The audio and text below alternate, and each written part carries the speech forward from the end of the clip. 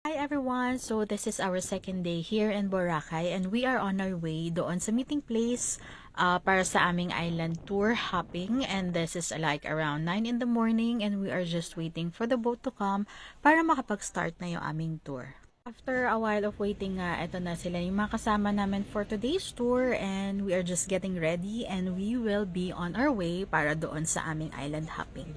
First destination nga namin is itong Puka Beach, which is like 15 minutes away from the meeting point. Pwede kang maligo dito. Ayan, mag-pictorial. Ang dami ding mga taong nagtitinda. And then, ayan, nagpapapicture kami dun kila kuya sa mga local dito. And then, they will take a lot of beautiful photos.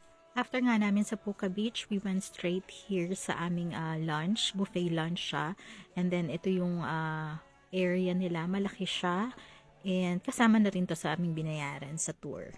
Dito nga sa labas nung area is may kawa na merong malikamgam na tubig na pwede ka ding magpa-picture dito, and then you can just donate any amount after the photo shoot.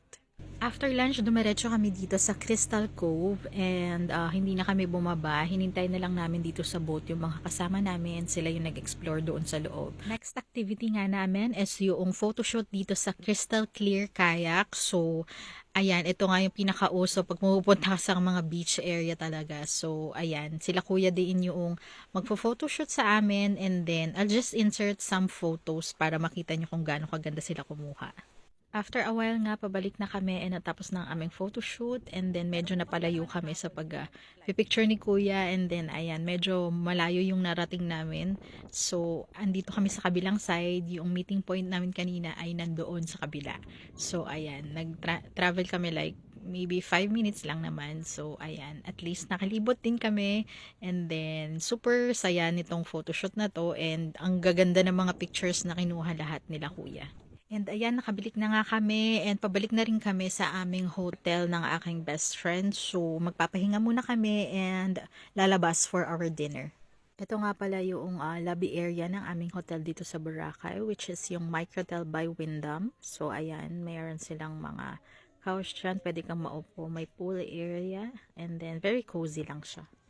Lumabas kami mga 7 in the evening. So, ayan, naglalakad-lakad kami ng best friend ko. And hindi masyadong maraming tao. This is like first week of November. Ayan, may mga foreigners na nagpapabraid ng mga buhok nila.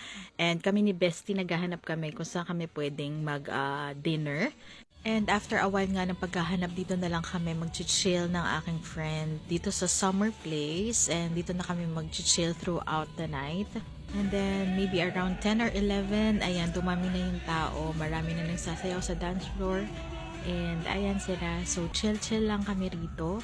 And that's it for today's video. And I hope you guys enjoyed it. And I'll see you on my next one. Bye!